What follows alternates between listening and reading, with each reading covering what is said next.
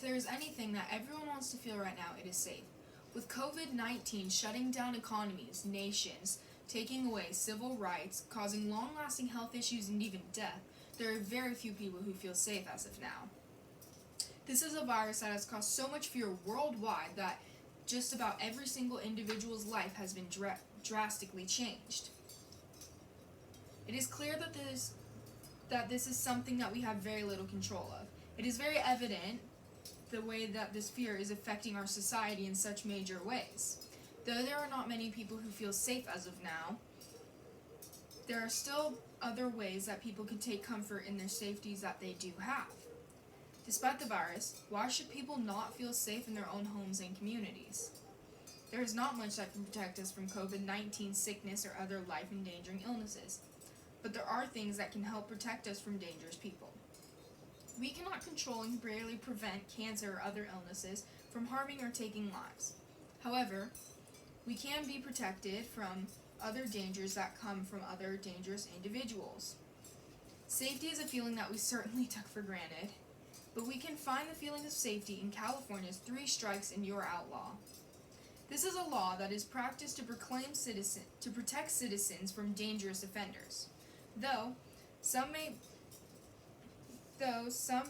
believe California's 3 strikes law to be unfair, it is a unique law with particular circumstances enforced to protect individuals and strengthen society as a whole. According to Bill Keller, a journalist from the Marshall Project Journal, the main goal of this law is to prevent from putting violent offenders back on the streets too quickly. This law protects us, general citizens, from having people who have shown patterns of violence, carelessness, and just dangerous habits back on the streets too quickly, back into society. It prevents from putting people who are living essentially lives of crime back into our society. It is a separation for us. Now, how does this law work?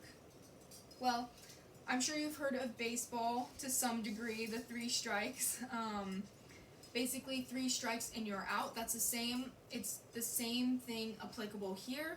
3 strikes and you're out of society. You're kept away. 3 felonies and you're out. So if one were to commit 2 major felonies, which would be 2 strikes, and then are convicted of yet another one, they're immediately sentenced to 25 years or through life in jail. Now, this may seem a bit extreme, but these are only very serious crimes such as murder, rape, extreme burglaries, just very serious crime, not things such as speeding. So, yes, it is serious. The Bible talks about how some sins have greater consequences than other sins. Obviously, all sin is equal in God's eyes, but there are some sins that are particularly abominable. From a worldly standpoint, lying should not send someone to jail. There should not be that sort of punishment for lying from a worldly standpoint. It is our sinful nature. We're not going to be free from sin until we have been made new.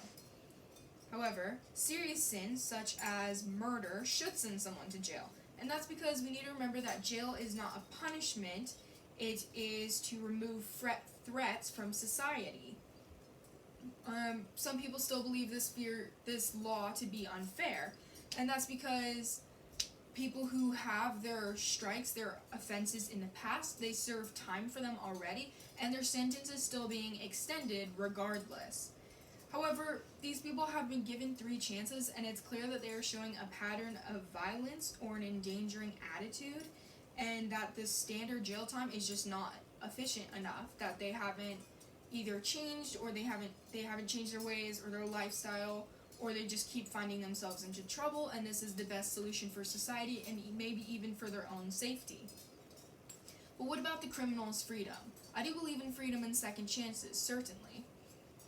Well, the inmate might be able to go through parole partway through their sentence. The judge would decide if they are able to go through parole and what year that would be. Of course, this is all flexible and dependent based on their life in prison and their behavior in prison as well.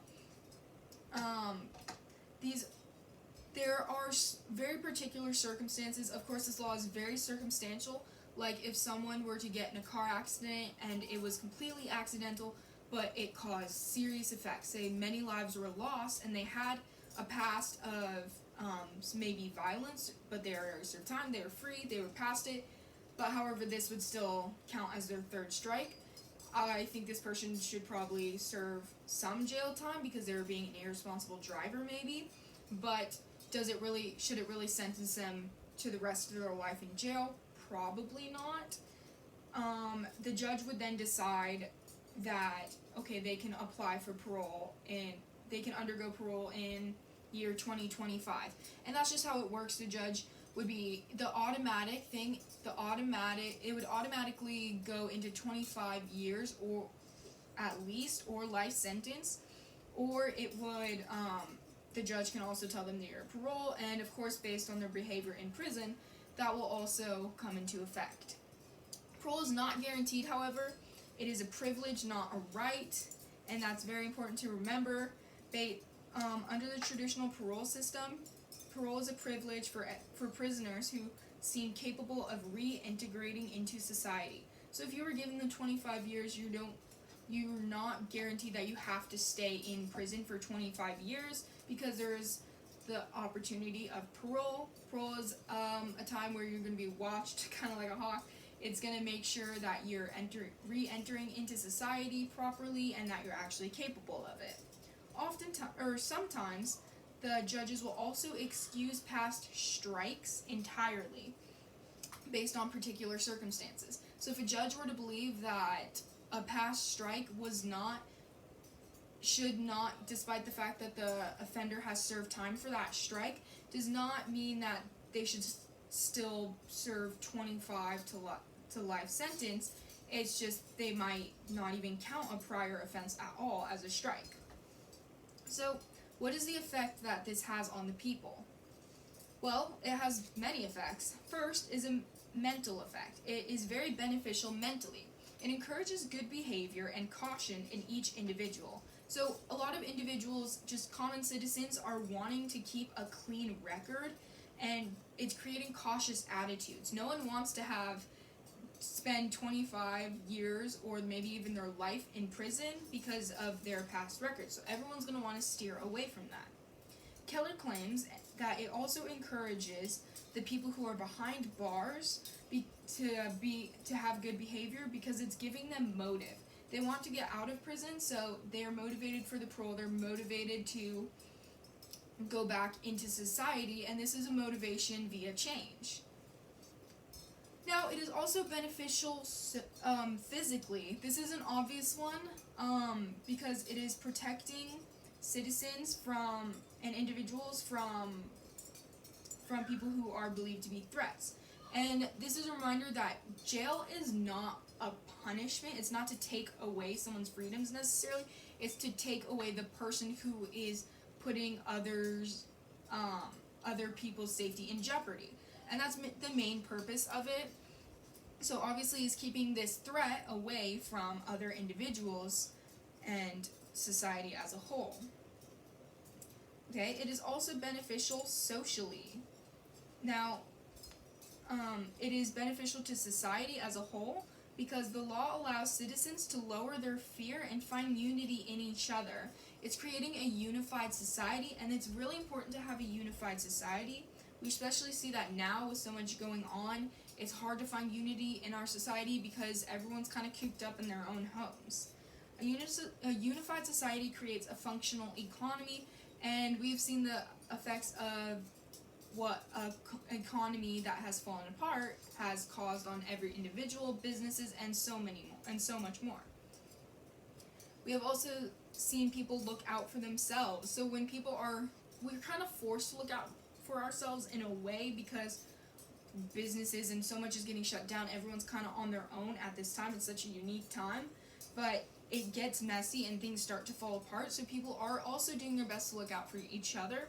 But when in this context, people are going to look out for them. If people are going to look out for themselves, then it is going to completely destroy the economy, and no one's going to have an interest in fixing it if they can't if they are always fearful about who surrounds them. Everyone's going to isolate themselves permanently. Now, what is the importance of this law? This law is very important. It is important for people to feel safe. Home is supposed to be a safe place, and I 100% support that. Home is somewhere where anyone can feel safe no matter the circumstances going on. Why should people fear in a place that they call home? With the pandemic going on, so many people are fearing sickness, lack of freedom, and so many other personal inconveniences that have come up from this. However, this is a different kind of fear because everyone is facing this one outer fear together. They're not facing each other.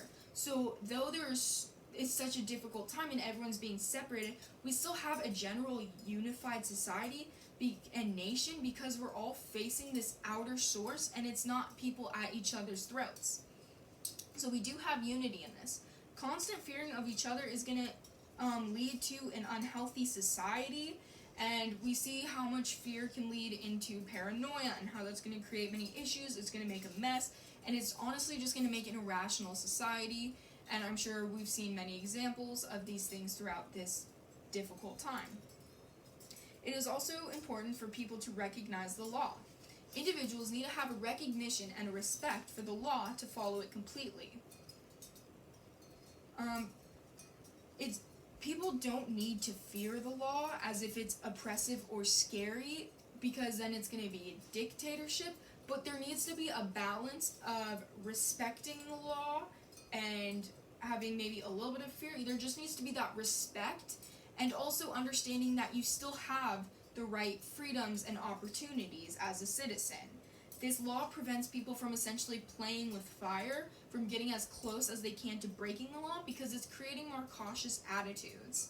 So when people are playing with fire and getting as close as they can to breaking the law, they're having dangerous attitudes and they're going to put others' safety in jeopardy. Now, it is, of course, important to remember that freedom comes with responsibility. Because we live in a free country, we have civil responsibilities. All freedoms come with responsibility. That's a very important thing to remember. People will always be held responsible for their actions, and we can see right now as we're having definitely less freedoms right now, but we still have certain freedoms, such as to go out. We're still allowed to, at least in California, we're still allowed to go to the grocery stores and shop or go out in nature, but we still have a responsibility as a citizen to maybe sanitize or be responsible in who we're hanging out with. They're trusting us to not be socializing too much, to minimize as much social activity as we can, only leave really the house when it's necessary, and we're getting these responsibilities as citizens. When people are violating these given freedoms and laws, then they are putting others in danger. Our freedoms and laws were mapped out for us, and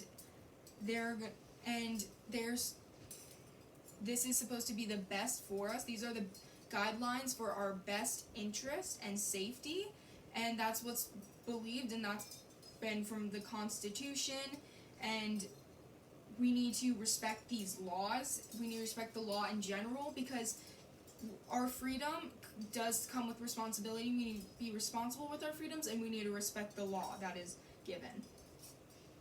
Okay, so in conclusion,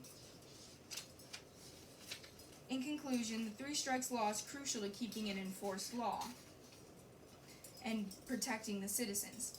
There is no reason that the state should not go to its best efforts to protect the people within reason.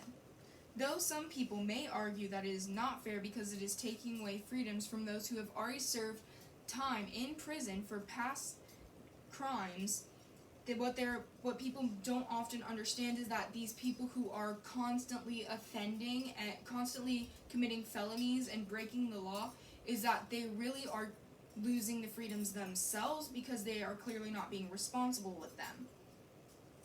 There's an important thing to take into consideration, and that is the greater good. How would you feel if people who had repeatedly committed very serious and violent crimes were let out of jail too quickly?